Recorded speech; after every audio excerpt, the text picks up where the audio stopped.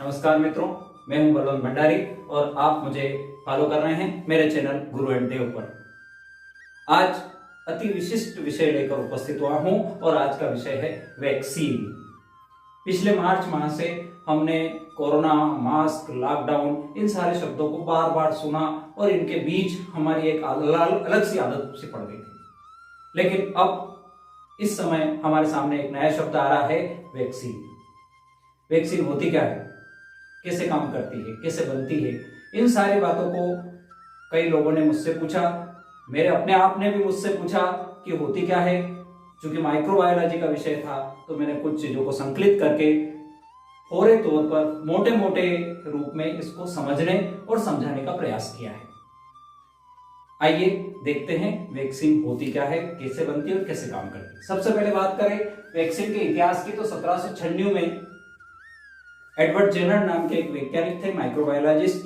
उन्होंने पहली वैक्सीन बनाई, या पितृ पुरुष हमको उनको कह सकते हैं, जिन्होंने चेचक यानी चिकन पॉक्स के खिलाफ, एक जानलेवा बीमारी के खिलाफ पहली वैक्सीन बनाई।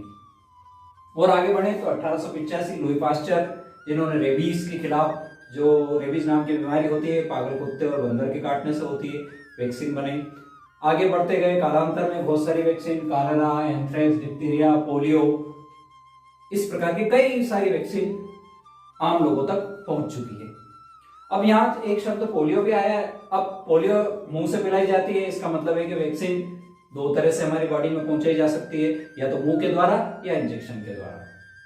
किसी भी विधि से हमारी बॉडी में वो पहुंचाई जाती है। अब बात करते हैं वैक्सीन बनती कैसे। वैक्सीन उसी वायरस के शरीर को लेकर बनाई जाती है, यानी जो वायरस है, जीवाणु या विषाणु, जो भी वायरस है, उस वायरस की केमिकल रिएक्शन कराई जाती है और उसको निष्क्रिय मृत अवस्था में कर दिया जाता है। ऐसे निष्क्रिय मृत अवस्था का जो केमिकल होता है वो केमिकल वैक्सीन कहलाता है। बहुत जटिल, कॉम्प्लिकेटेड, टाइम कंज्यूम प्रोसेस है। बड़ी मुश्किल से इसको तैयार किया जाता है और यही वैक्सीन वो जीव द्रव्य है जो मनुष्य के शरीर में पहुंचाकर मनुष्य के इम्यून सिस्टम को, एंटीबॉडीज को तैयार करता है, उत्तेजित करता है, सक्रिय कर देता है। ये कहलाती है वैक्सीन। अब वैक्सीन काम कैसे करती है, तो वैक्सीन काम करने से पहले हम ये समझ लें कि वायरस कैसे काम करता है।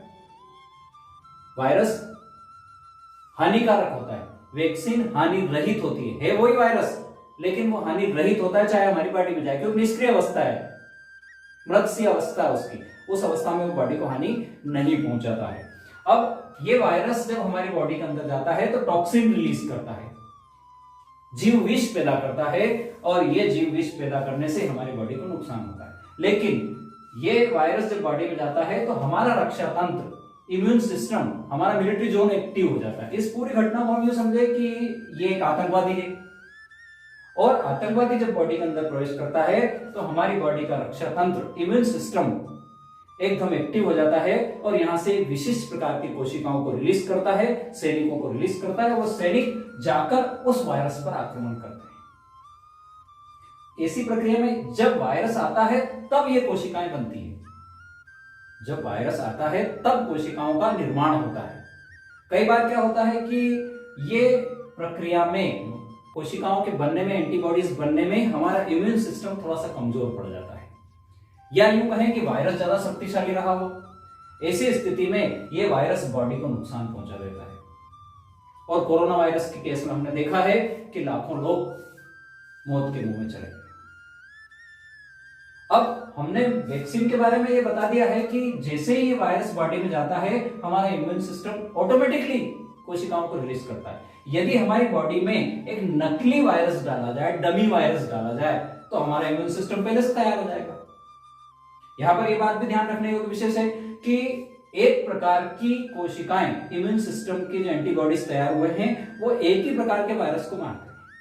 अर्थात एंथ्रेक्स के लिए जो वैक्सीन बनाई गई थी, वो वैक्सीन जब बॉडी के अंदर गई, जो एंटीबॉडीज तैयार हुए वो सिर्फ एंथ्रेक्स वायरस के लिए काम आएंगे, वो पोलियो वायरस के खिलाफ नहीं लड़ेंगे। अर्थात ये वैक्सीन के प्रति जो कोशिकाएं अंदर हमारी एंटीबॉडीज तैयार हुई है वो पर्टिकुलर रोग विशेष के लिए होती है। दूसरे रोग के लिए सक्रिय नहीं रहती, हाँ रहेगी बॉडी में और उस वायरस को पहचानती भी है, कभी बोलती नहीं है।